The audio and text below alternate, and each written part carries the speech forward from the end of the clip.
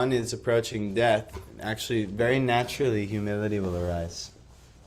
Like, if anyone's ever been in a great embarrassing or troublesome situation, it actually naturally arises humility, which is why Krishna has to do this to us, because humility is the gem of a spiritual person. And if you don't have humility and if you're controlled by false ego, a pride which is not based off of any substance.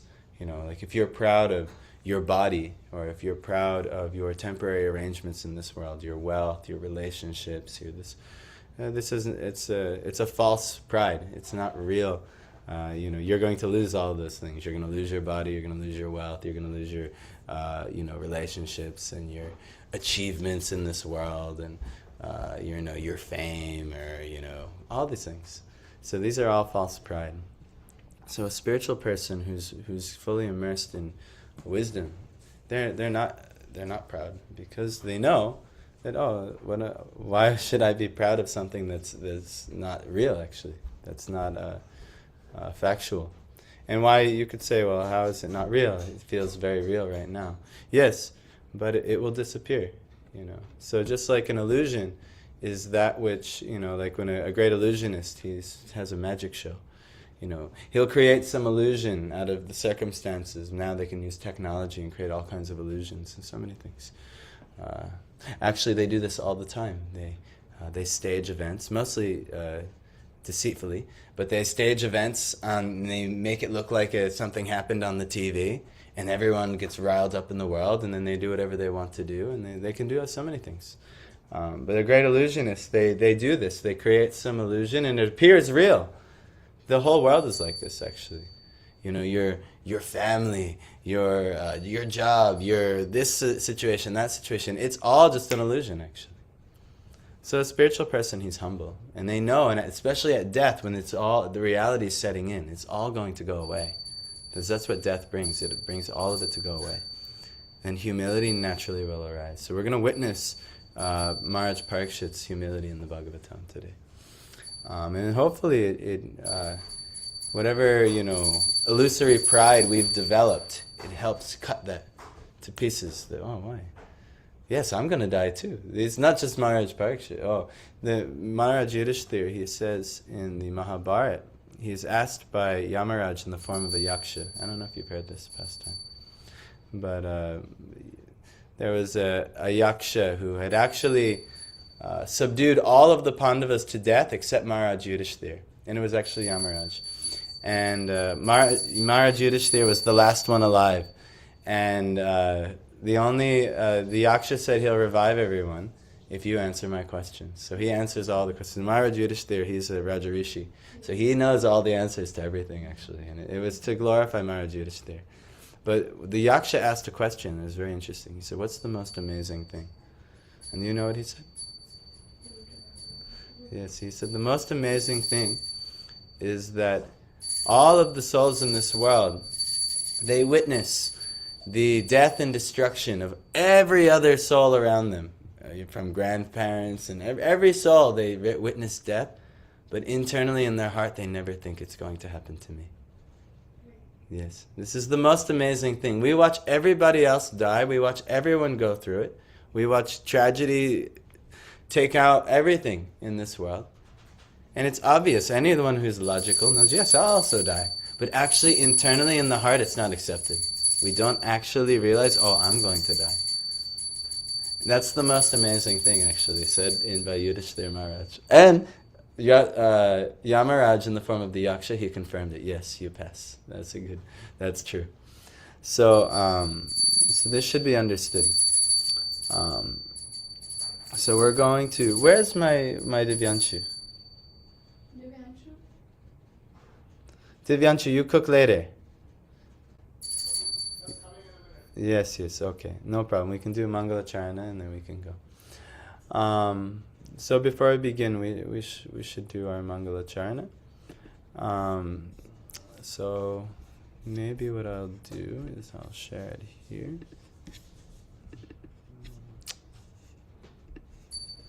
And Deepthi, if you want to scroll through, you can. All together. Om Jnanatimirandasya Jnananjana Shalakaya Chakshurunmilitam yena tasmai Shri Gurave Namaha.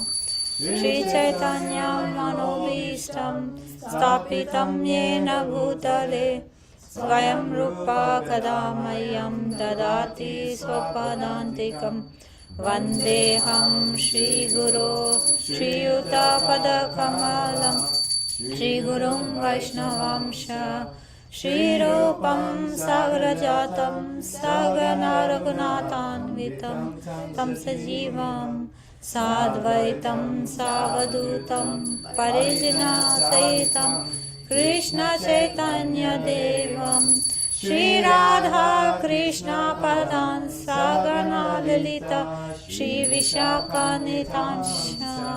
He Krishna Karuna Sindhu Dinabandhu Jagatpate Gopesha Gopika Kanta Radha Kanta Namostute Tapta Kanchana Gaurangi Radhe Vrindavaneshwari Vrishabhanustute Devi Pranamami Haripriye Vanchakalpatarubhyasya Kripa Sindhubhya eva cha Patitanam Pavanebhyo Vaishnavebhyo Namo Namaha. Shri Krishna Chaitanya Prabhu Nityananda Shri Advaita Gadadhara Shri Vasadi Gaura Bhaktavinda. Hare Krishna Krishna Krishna Hare Hare Hare Rama Rama Rama Hare Hare. Padaya Krishna Prishtaya Bhutale Srimate Bhakti Vedanta Swaminiti Namine Namaste Saraswate Deve Gauravani Pracharine Nirvishesha Shunyavadi Pashatyadi Shatarine. And then I would like that book, because I actually forgot we didn't go through the bhajan that we just sang. So it's a sweet, it's a cute bhajan. It's not going to be so philosophically dense, even though it is the most, the highest philosophy. But it's eclipsed by the sweetness of Vrindavan. So even that which is very high philosophy is eclipsed. So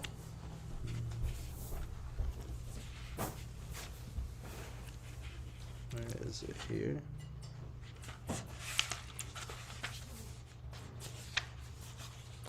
Okay, so Radharani Ki Jai means glory to Radharani. Maharani Ki Jai, glory to that Maharani, that Supreme Queen. Bolo, chant. Varshane Vali, to the damsel of Vrindavan. Ki Jai Jai Jai, glory, all glory, all glory, all glory. Thakurani Ki Jai, glory to the Supreme Goddess, Thakurani. Hari Pyari Ki Jai, glory to the beloved of Hari. Rishabhanu Dulali, all glory to Rishabhanu's darling daughter. Ki Jai Jai, all glory, all glory, all glory. Gaurangi Ki Jai, glory to she whose angas are golden. Gaurangi, whose limbs are resplendent and fair. Hemangi Ki Jai, glory to whose limbs are golden. Which one means, I thought Gora meant golden. Does Hema also mean golden? What does Hema mean? I think Hema means so. Gaurangi means she's like the fair part, and Okay. the glory that whose limbs are golden, that's Himangi. Okay, so Gora is like fair. Okay, so so she whose limbs are resplendent and fair, and Hemangi Ki Jai, to whose limbs are golden.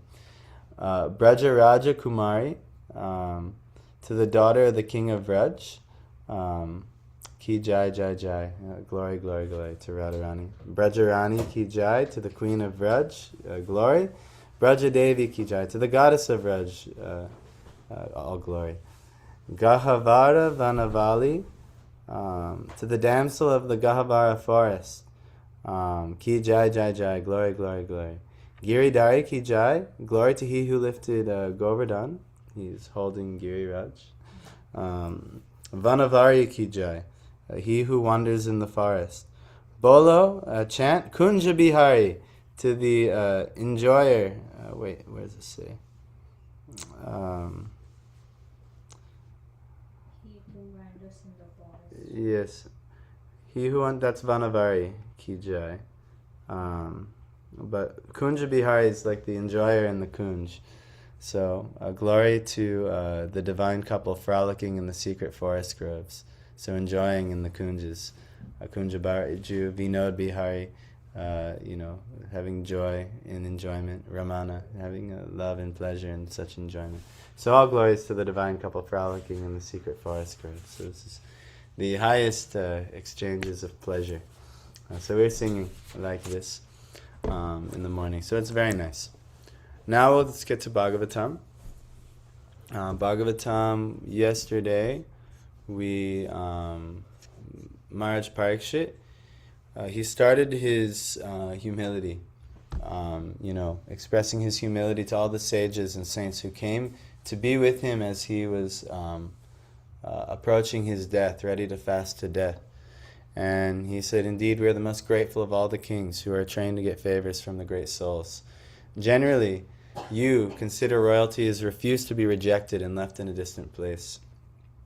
So, because Maharaj Parikshit is in a great devotee dynasty, and he's the emperor of the world, they're trained to get the favors of the elevated sages who are beyond any of the... The Vedic culture is so interesting. In the Vedic culture, in our culture, the pinnacle of life in the Western culture is to achieve like royalty status. But in the Vedic culture, the pinnacle of life is to achieve the status of a sage. To be beyond attachment to anything in this world. And this is the pinnacle of life. And royalty, and the sage, they see royalty as garbage. Like the opulence of royalty is garbage. But in this Western culture, we pursue this thing that the sages see as garbage. We strive very hard every day to be garbage. Isn't that interesting? It's interesting. A lot of, I know, the Indian culture is becoming more and more westernized as the years go on. And now many of the top crop of the Indian culture, they now want to come and pursue the garbage of the Western culture. But they've had it all along.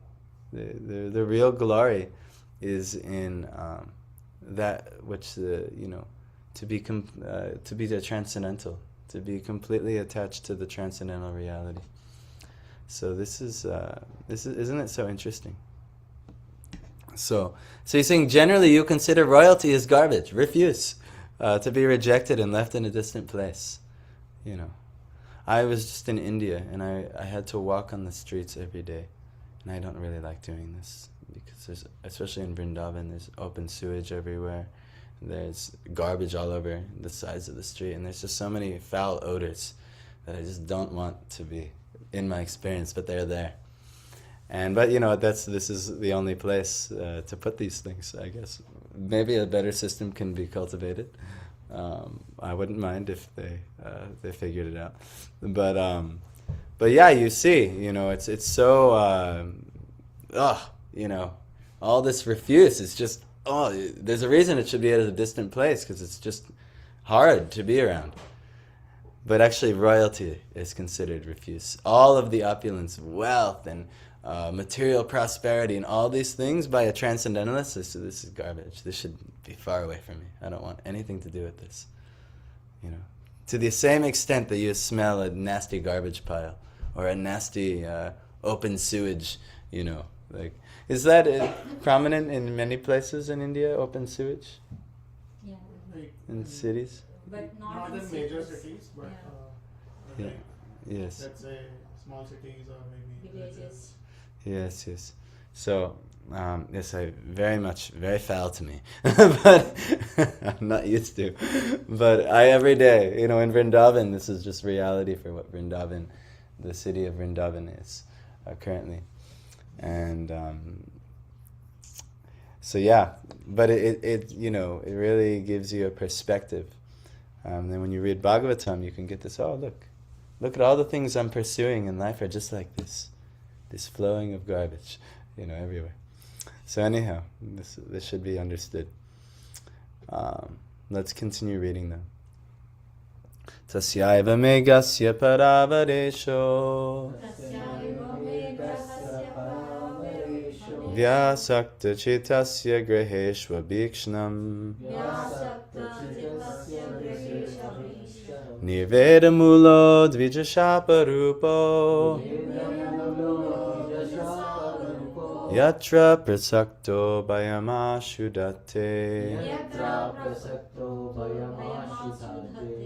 Okay, tasya, his, eva, certainly, me, mine, agasya, of the sinful, para, transcendental, avara, mundane, isha, controller, the Supreme Lord, vyasakta, overly attached, chitasya, of the mind, griheshu, to family affairs, abhikshnam, always, nirveda mula, the source of detachment, dvija shapa, cursing by the Brahmin, rupa, form of, yatra, whereupon, prasakta, one who is affected, bhayam, fearfulness, ashu, very soon, date, take place. Okay. The Supreme Personality of Godhead, the controller of both the transcendental and mundane worlds, has graciously overtaken me in the form of a Brahmin's curse. See, this is very nice. Due to my being too much attached to family life, the Lord, in order to save me, has appeared before me in such a way that only out of fear I will detach myself from the world. What a great devotee. So, purport here. Maharaj Parikshit, although born in a family of great devotees, the Pandavas, and although securely trained in transcendental attachment for the association of the Lord, Prabhupada's purport, still found the allurement of mundane family life so strong that he had to be detached by a plan of the Lord. Such direct action is taken by the Lord in the case of a special devotee. Maharaj Parikshit could understand this by the presence of the topmost transcendentalists in the universe. The Lord resides with his devotees, and therefore the presence of the great saints indicated the presence of the Lord. The king therefore welcomed the presence of the great rishis as a mark of favor of the Supreme Lord. Just see how a devotee understands the trouble in his life. Maharaj Parikshit, oh God, this guy's coming. Be ready, everyone, for turbulence in the live stream. The troublemaker of the ashram is here. So here he is. Anyhow, just see how he's viewing this great calamity in his life. He's cursed to die. He's the emperor of the world. He's got so much family responsibility. He has so much duty to rule over the world. And now, but just see how he says it. That the Supreme Lord, the controller of both the transcendental and mundane worlds, has graciously overtaken me in the form of a Brahmin's curse. So he sees that everything happening, when we have misfortune in our life, we never say, oh, look what the Lord is doing here. We're saying like, we want to blame someone else, we want to blame this, it's my parents' fault, it's my boss's fault, it's my co-worker's fault, my brother's fault, my wife's fault, my child's fault. It's everybody else's fault, never my fault, but it's everybody else's fault. But at the same time, we're not understanding that actually everything's done by God. And we also don't want to accept that like, actually this is God's will. That's never, in the Christians they pray, thy will be done. Saying God's will always be done. They're understanding this. But at least they're saying it. Hopefully they're understanding. But we should also understand this thing. Everything is God's will, no matter what the calamity is. But he's saying, look what the Lord has done in the form of this curse. But then also, he's not blaming God, he's not angry at God. What does he say? Due to me being too much attached to family life, due to my own faults, being attached to family life, in order to save me, in order to give me His mercy, He has appeared before me in such a way that only out of fear I will detach myself from the world. So He's seeing the silver lining out of all of the seemingly negative. This is a very prime teaching for the devotee. That out of, He's set up this situation in my life just to help me make advancement. What a difference, right? Between what we think and what a pure devotee thinks. What a difference. We get in this situation and we want to cry, we want to lament, we want, oh, woe is me, woe is this. But we can't think, oh, just see how kind the Lord is. He set up this such situation so I can more deeply surrender to Him and detach myself from this, whatever I'm attached to. Because why are we lamenting? What are we lamenting about in this world? Tell me, Divyanshu, what is it we're lamenting for? Materialistic. Yeah, but what is it? Why are we actually lamenting? What is lamentation a symptom of? It's ultimately coming from desire. Yes, and then desire leads to greed, and then greed will eventually, the frustration of one's desires and greed will lead to anger, and then eventually lamentation. You know, it's due to our attachments, our lust. You know, so, but just the Lord is so kind, just to detach us from these things which are not good for us. He creates all these situations. So this is how a devotee should see. So basically, desire is the root cause of all the seven deadly sins. Yes. Desire is the cause of all of the 6 enemies. But what's the root cause of desire? Not just desire, material desire. There's good desire, but we desire asat things. We desire things that are not true, not factual. Not, they're temporary and they're ultimately, they have nothing to do with the soul. So actually, what's the root cause of all these problems is ignorance, maya, illusion. Thinking that, making a mistake of what reality is. This is the root cause of all problem, of all suffering. Is you don't understand reality. That's actually the root cause of everything. Because if you actually understood reality, there's no issue. There's no issue with anything, and we can joyfully accept the Lord's dealing and handling us in this world, and we can be happy. And especially if we cultivate bhakti, we'll always be blissful, and we'll always see the Lord everywhere. Like Prahlad Maharaj. Prahlad Maharaj, he never blamed the Lord. Oh, Lord, why are you having me tortured here? Oh, the Lord, why is this? No, he's just always glorifying the Lord, always peaceful. If this is what the Lord desires, Om Namo Bhagavate Vasudevaya. Many times he would chant the Hare Krishna Maha Mantra. All like this. So Prahlad Maharaj, we should learn to be like this. But because we're in ignorance, we're not like Prahlad. Prahlad got enlightened by Narad Muni. He got the mercy of a pure devotee in the womb. And that's what will happen to us. But if we get a little bit of intelligence, we'll also seek the devotees. And that's what Maharaj Parikshit is now. He's very grateful that all these pure personalities, these pure devotees have come. And he's saying, look how the Lord is trying to, look at the Lord's mercy upon me, where He's brought His devotees. I was listening to a lecture yesterday, and it was about a verse of the Manashiksha.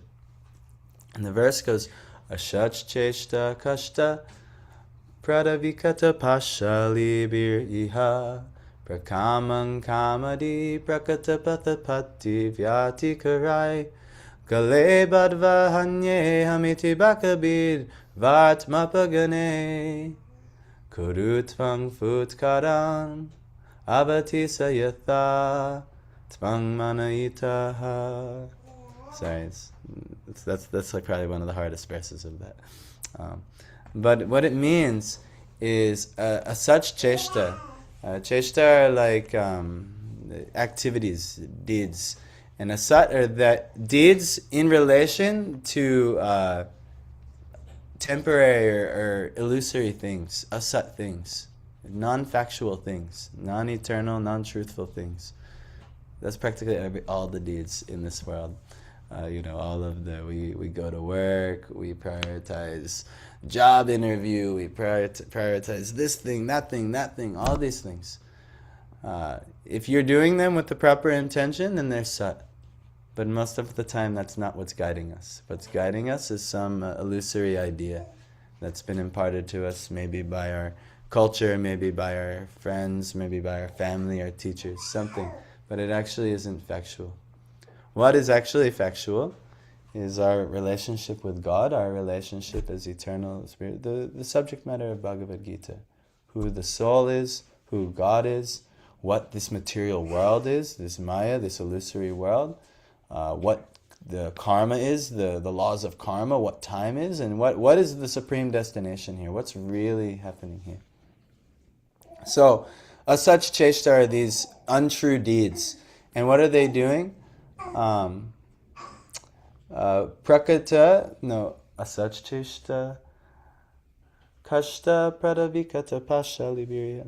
So, they're like torturous, dreadful ropes here in this world.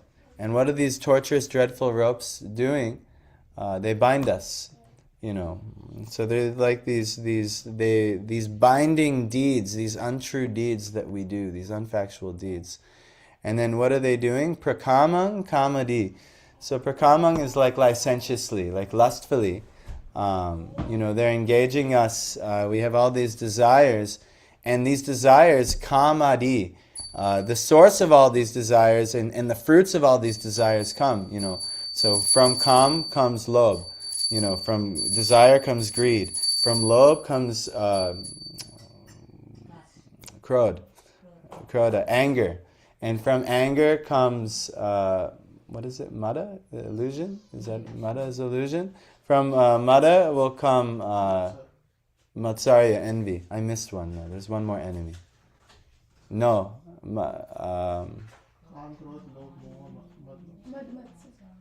Yeah, mada matsarya. Kama, kroda. No, I missed pride. What's pride? That is, yes, that's false ego, but I think it, what? Is it pride pratishtha? Yes, also pratishtha. But in this kama, kroda, loba, I think is it mana or mada?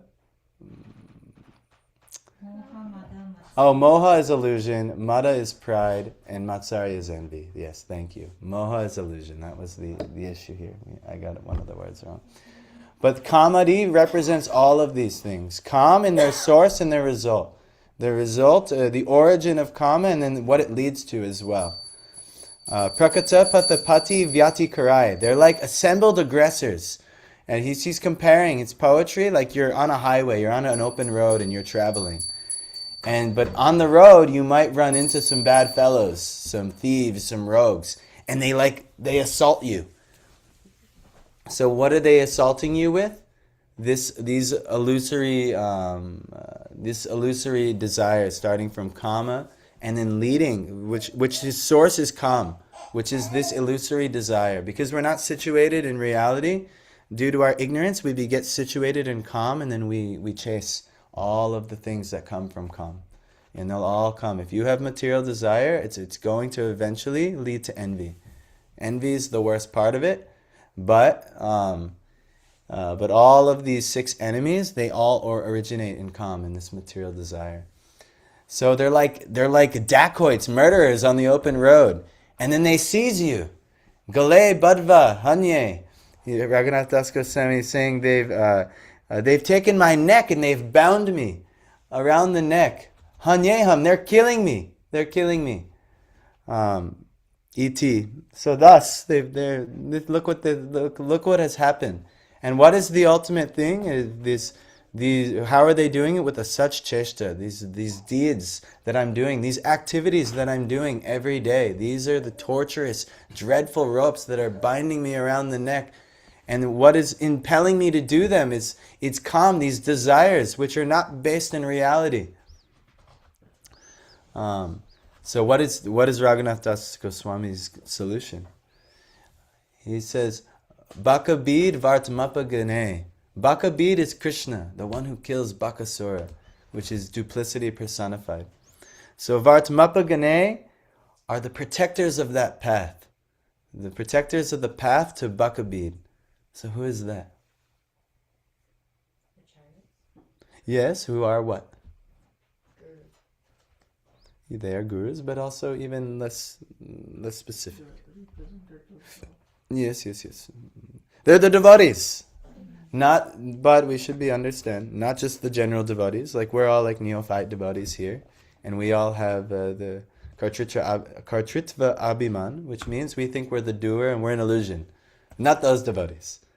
But the devotees who protect one's Krishna are the realized devotees who are pure, like these sages. So actually, Maharaj Pariksha, he's so happy to see them. Why?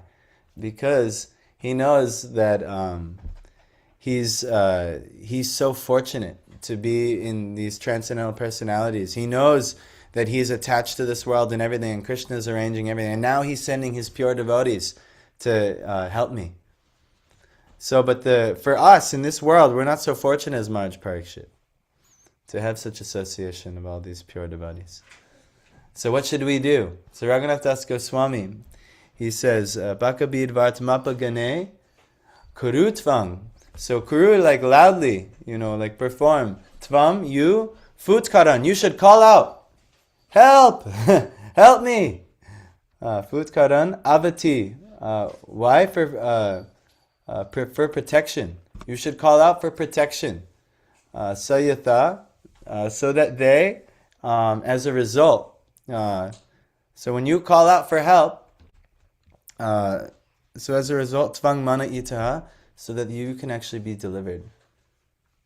So this is our problem. We're being bound up by our just such cheshta, our just nonsense deeds. We do so many things throughout the day. We have 24 hours in a day. Right? Here at the ashram, we have a pretty good morning program where we engage a little bit by force everybody in these proper activities that should be done. So, look, one of our new ashram members. Good morning. Come, sit on down. So yes, these wicked deeds, they're binding us around the neck. And they're not just wicked, but these non-factual deeds, which actually are rooted in illusion and actually eventually they'll lead to wicked deeds if we continue like this. It will lead to the degradation of us. So they're binding us around the neck, and they're killing us actually. Why? Impelled by these murderers of Kam, all the six enemies: Kam, Lobh, Krodh, Moha, illusion, Mada, pride, getting very proud of our mundane achievements that we achieve in this world. And then ultimately Matsarya, getting envious of others, competing with others to, I gotta get this. My cousin got this, so I need this. My brother got this, so I need this. My wife had this, and now I want this, and like this, and we compete and have envy. So this is all a result of these enemies. Started by Kamadi. So what do? Kuru tvang futkara, and we should call out to help, avati, for protection. Who? To Bakabid Vartamapa Gane. To the protectors of the path to Krishna. Good morning, Arjuna. We're reading Srimad Bhagavatam. And Maharaj Parikshit, try to get down for this part. I know you're probably a little off balance because you were traveling. Yes? You were traveling? Where were you?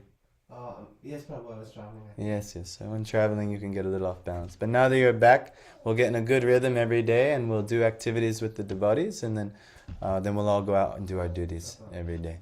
So, Bakabid Vartamapa Gane, these protectors of the path to Krishna, we should call out loudly for their protection.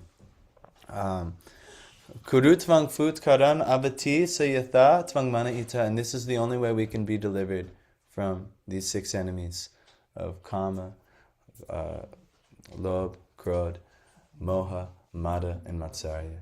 This is the only way, actually. Everything else, you'll just be bound up and you'll continue doing a such cheshta. You'll do nonsense deeds. Everyone is wasting their life in this world.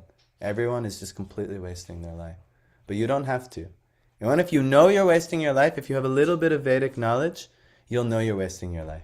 You say, oh wait, these are all temporary, illusory things. These are all going to be destroyed by death. Why am I focusing on these things?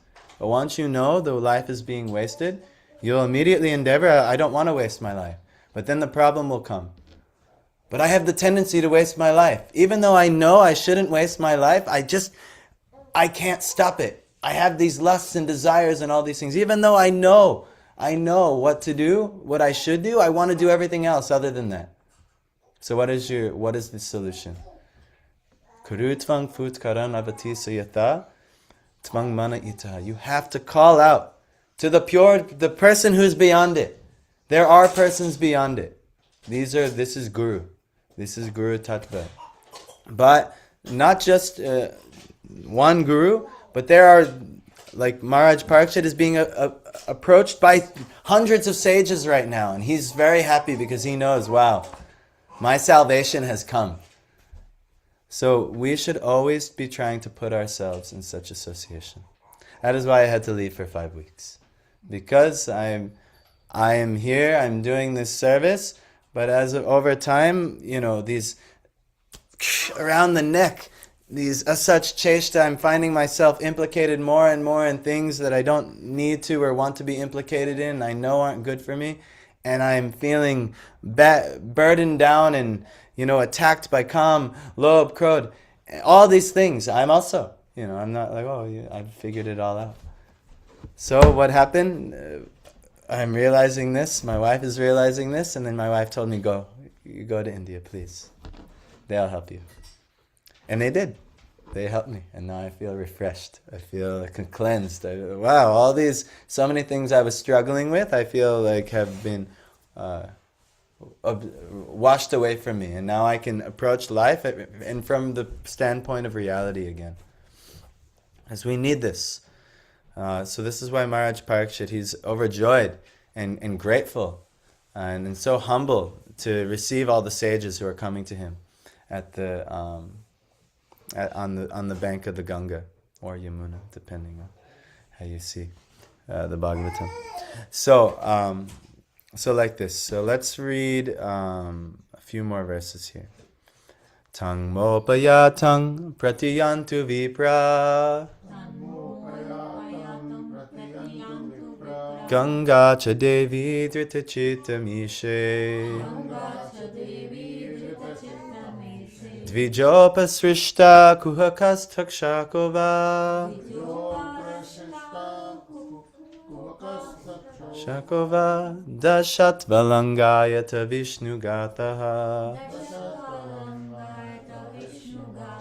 Tam, for that reason, me, upayatam, taken shelter of, pratiyantu, just accept me, vipra, oh Brahmins, Ganga, Mother Ganges, cha, also, Devi, direct representative of the Lord, drita, taken into, chitam, heart, ishe, unto the Lord, dvija upashrishta, created by the Brahmin, kuhaka, something magical, takshaka, the snake bird, va, either, dashatu, let it bite, alam, without further delay, gayata, please go on singing, Vishnu gathaha, narration of the deeds of Vishnu. This is very nice. So, first he said that the Supreme Lord has graciously overtaken me with this curse. When bad things, not bad, when things that we don't like happen, we are never grateful. We're never happy. But he's completely grateful. And he's graciously overtaken me in the form of a Brahmin's curse. But due to me being too much attached to family life. Why do unfortunate things happen? Because the Lord wants to help you remove your attachment for these things. And if you just willingly do it, he doesn't have to give you such a hard life. But we don't willingly do it because we're in ignorance. So due to our ignorance, we fight even harder to try and secure what we want in this world. And then the Lord has to stop us even harder, give us more obstacles until we just give up. So this is the Lord's mercy. But he's saying, due to too much being attached to family life, in order to save me, he's appeared before me in such a way that only out of fear I'll detach myself from the world. So he'll force me. He'll force me.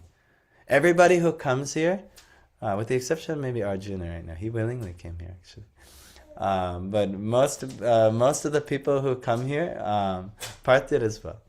A lot of times I've seen, though, Krishna puts them in a tight squeeze in life. And he almost forces them into the ashram. And you might wonder, why has Krishna put me in this situation? Because he loves you. He wants to help you. And he knows that there's no other way that you'll get it other than making you in a tight squeeze where you almost really have no other option.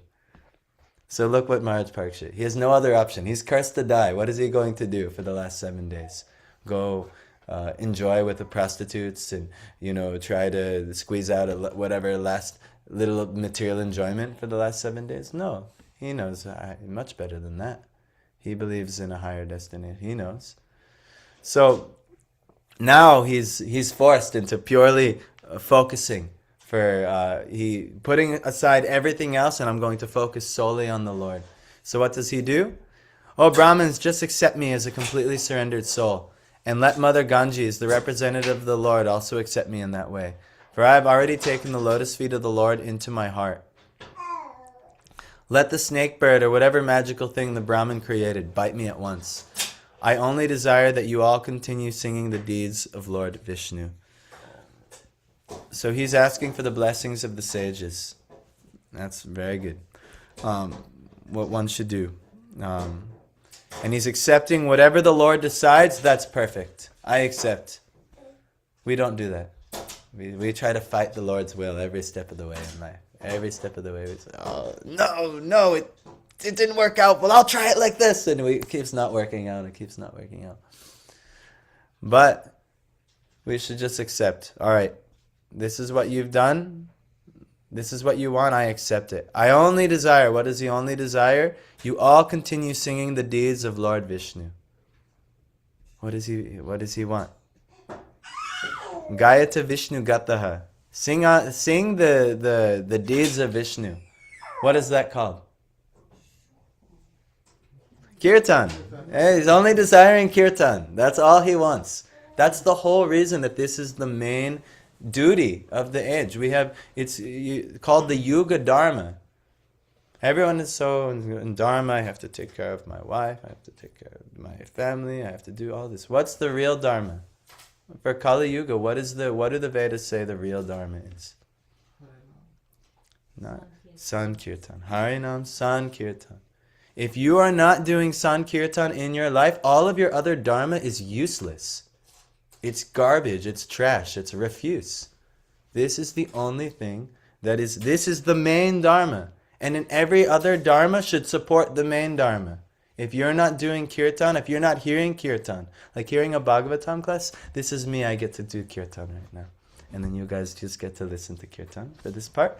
And then hopefully you guys share whatever kirtan. And how am I getting this kirtan? I've listened to kirtan. I just went to India for 5 weeks to listen to kirtan every day. For like 6 hours a day of listening to kirtan. Maybe even more. Just every day. And then now I'm sharing with what I've been given in the form of this Bhagavatam class. But this is what Maharaj Parikshit wants. He said, all right, let whatever happens, happen.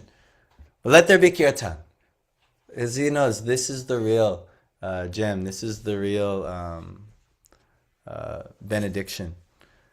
So, I only desire you all continue singing the deeds of Vishnu. Prabhupada says, as soon as one is given up completely unto the lotus feet of the Supreme Lord, he is not at all afraid of death.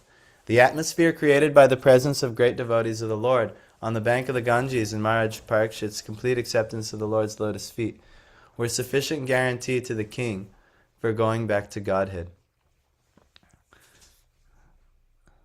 He thus became absolutely free from all fear of death. So I got tested with this on the way back. On the way back, I had to go through Abu Dhabi. Abu Dhabi is a very contentious place in the world right now. And so I'm there, I'm ready to board my flight, and I'm ready. It's supposed to be just a quick stop in Abu Dhabi. My flight already got canceled and changed, so I can get back here. And then all of a sudden, they start security comes and they start clearing out everyone from my gate. And I say, oh, what's going on? I'm like eating an orange, and next thing you know, everyone's leaving. I'm like, oh man, I just got through all the security. I'm here. Like, we're almost home free. But then all of a sudden, everyone starts clearing my gate. And I'm like, oh my God, what's happening? So I don't really know what's happening, but I start following the crowd. And I start hearing security, people are asking, what's going on? So there's a missile nearby, and I'm like, holy shoot, I don't know. And so my mind starts like running, and I'm messaging my wife, and I'm on the phone, hey, I don't know what's happening. You can't even call. They shut down calls in the airport, and you could only send like a voice message. So I'm sending her a voice message. And, I have it saved still. I listened to it the other day. But I ended up, really, where was my consciousness at death? It wasn't like this. All right, let whatever happen to me happen to me. All I desire is the kirtan of Vishnu. No, that's not what happened. I started to cry, actually. And I was, my prayer was to my wife, I hope that I can see you in Abhiram again. And the Lord,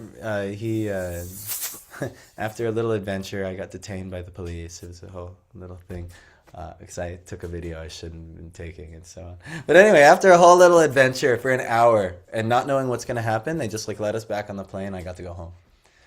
But I actually saw, Krishna gave me a little test. All right, you listen to kirtan for 5 weeks straight, everything. But then I had to actually look at death and contemplate, could I die? Is it possible? Missiles are going off near me. I'm like, there's a war. I'm in the middle of the war right now. Like, I'm in like a highly contentious spot. The airport already got attacked a few times. I'm here. I could die, But was I like, let there be kirtan? No. I wanted to see my wife and son again. I'm not saying this is laudable, actually. But many people will be like, yes, that's good. You should want to see your wife. No, that's wrong. That was me failing, actually. Luckily I didn't die, and I get to keep training in my life so that maybe next time death comes to face me, I could say, let there be kirtan. But I saw it. I actually got tested. And where was my heart? My heart was on them. It wasn't on Krishna's kirtan or anything, I mean, I was chanting, but what was driving my emotions? It was them, actually. Family consciousness. So we have to actually, this is why we practice our whole life, because when death comes, it's going to surprise us, and if we're not sufficiently trained, we'll do exactly what I did. Consciousness will go exactly there. And guess what? Family consciousness brings you right back in the material world. Dukalayam ashashvatam, a temporary, miserable place this is. And you're just going to get trouble after trouble, lifetime after lifetime. So we have to train. So that's why we're here. We're here training. And we're hearing the kirtan of the Lord. And now actually, there was a very humble experience, because now I know, like, oh, wow, this is where you're at. This is, So I'm not telling you should hear from me, because if you only hear from me, then you too will, when death stares you at the face, you'll think of your wife and son. But you should try to hear from these transcendental personalities. Like, Maharaj Parikshit, he's happy to be in the midst of them upon his death. So, these are some things. Now let's read one more verse, and then we should end for the day. Punashchubuyad Bhagavatyanante Rati prasangaschatadashrayeshu Mahatsu yang yam upayami shrishting Maitrastu sarvatra namod vijebhyaha. Puna, again, cha, and bhuyat, let it be, Bhagavati, unto Lord Sri Krishna, Anante, who has unlimited potency, Rati, attracting, Prasanga, association, cha, also, tat, his, ashrayeshu, with those who are his devotees, Mahatsu, within the material creation. Yam yam, wherever. Upayami, I may take. Shrishtim, my birth. Maitri, friend relation. Astu, let it be. Sarvatra, everywhere. Namaha, my obeisances. Dvijayabhyaha, unto the Brahmins. Again, offering obeisances unto all you Brahmins. I pray that if I should again take my birth in the material world, I will have complete attachment to the unlimited Lord Krishna, association with his devotees, and friendly relations with all living beings. So this is very good. He's not demanding, I pray you send me back to Godhead. What is he praying for? If I should again take my birth in the material world, I pray I'll have complete attachment to the unlimited Lord, Sri Krishna, association with his devotees, and friendly relations with all living beings. This should be what we want. This should be what we want. Anything else is useless, actually. He's not praying for anything else. But in our life, we're saying, I want a good job, I want a good wife, I want good children. They have to all be very beautiful. Everything has to be very nice. And then maybe after everything else situated how I want, I could serve some devotees, I could worship the Lord at the temple or something like that. No. This is all a such cheshta. These are all foolish, ignorant, untrue, ignorant, wicked deeds that ultimately will leave you empty and fearful and disappointed at death and suffering. You'll never know happiness in this way. We talked about this on Sunday.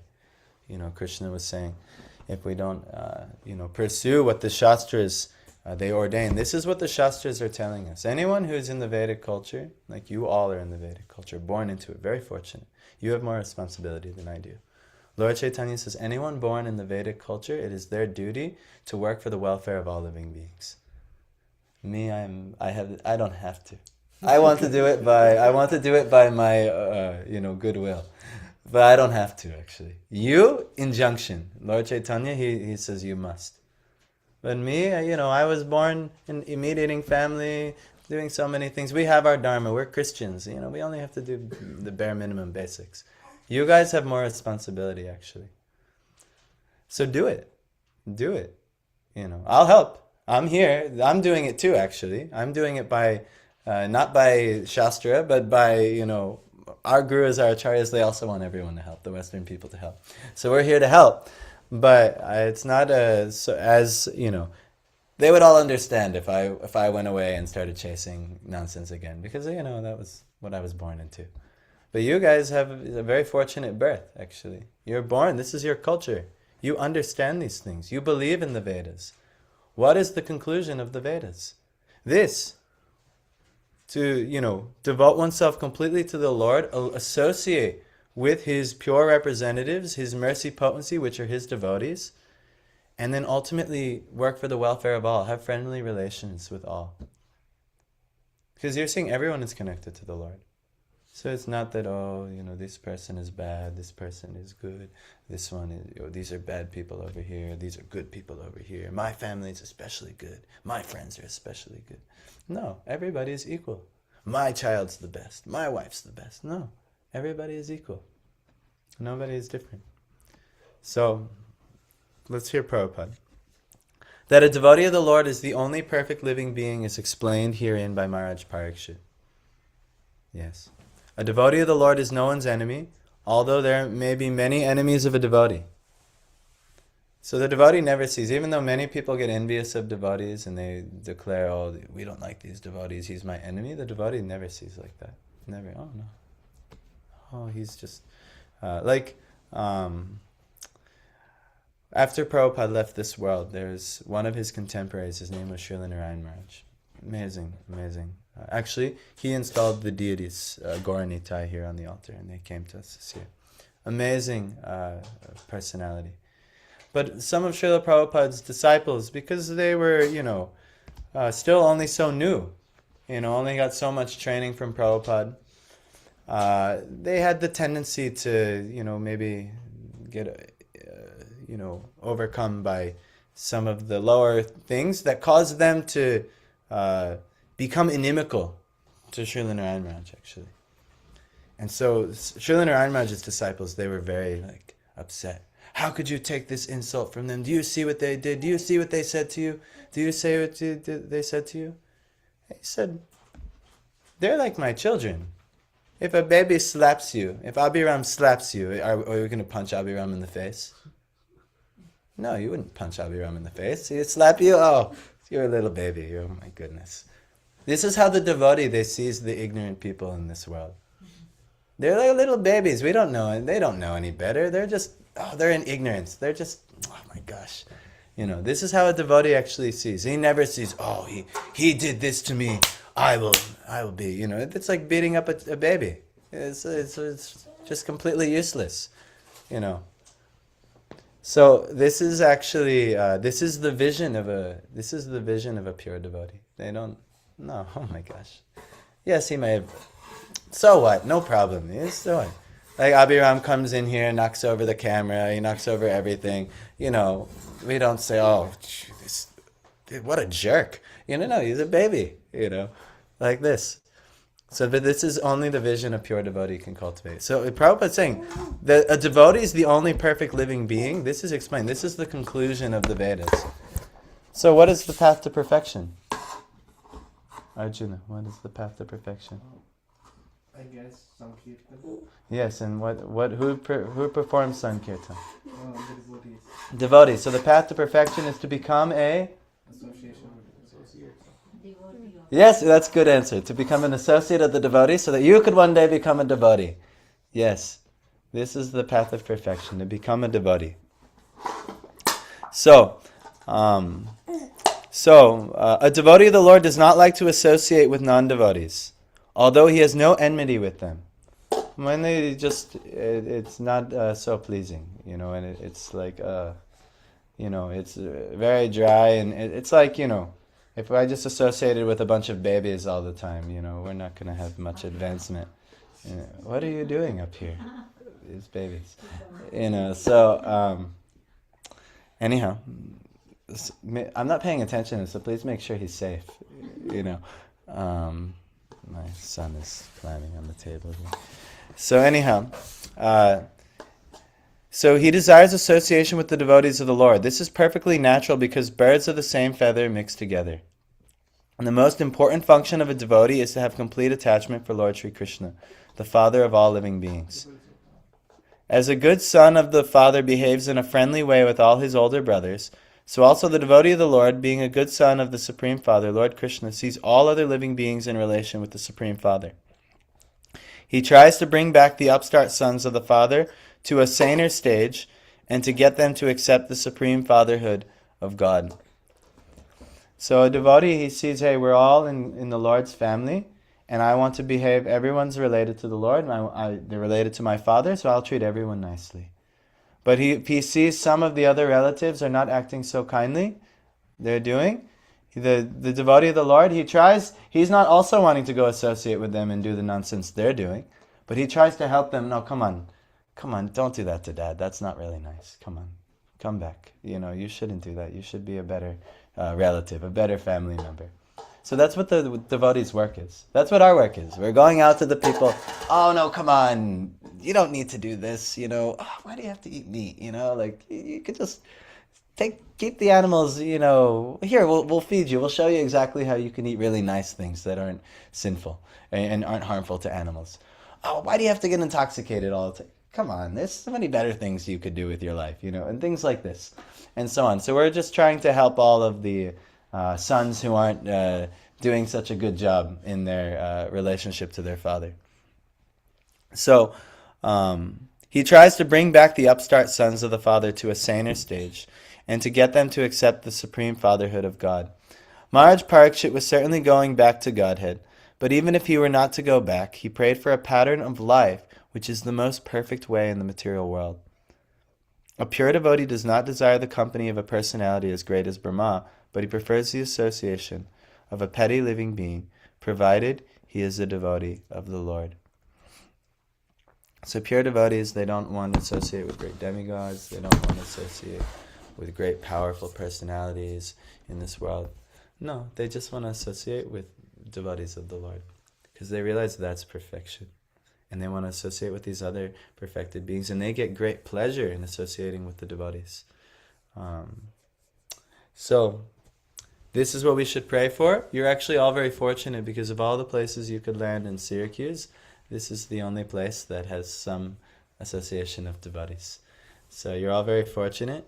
Hopefully you actually can capitalize on this opportunity and you don't seek many other things, which is maybe natural, but hopefully, some training can come.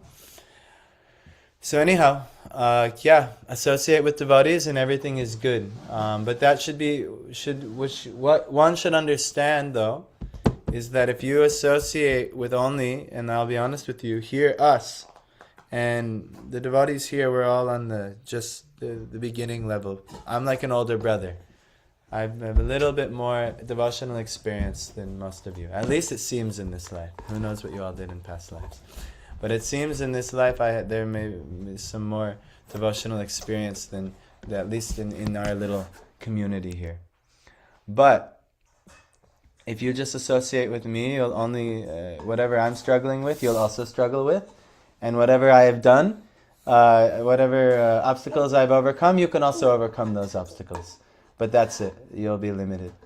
But if you associate with a pure, transcendental personality like some of our gurus, who are helping us, and who is associated with great transcendental personalities, who've associated with other great that's the symptom. A great transcendental personality associates with other transcendental personalities, and that's how they become transcendental.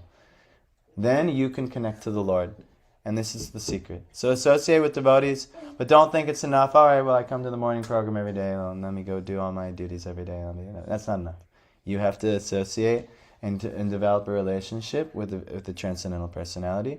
So essentially you're going to have to meet our guru, and then when you meet our guru, then you'll have an opportunity to make real advancement. So Hare Krishna, thank you for joining, and everyone have a great day. Arjuna, welcome to the ashram. Maybe we'll have to have some little talk of what daily duties will do and things like that, and then I'm sure we can all work together happily, eat nicely, have programs nicely, and then make advancement together towards spiritual perfection.